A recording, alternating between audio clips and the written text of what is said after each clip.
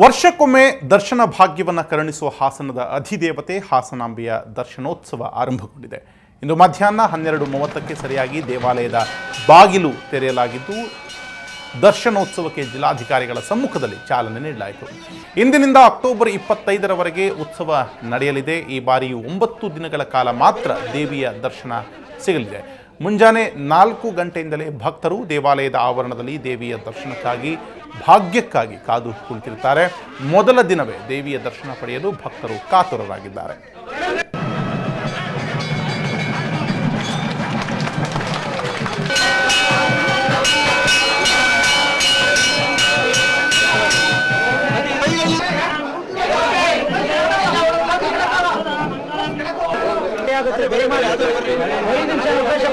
ಗಾಡಿ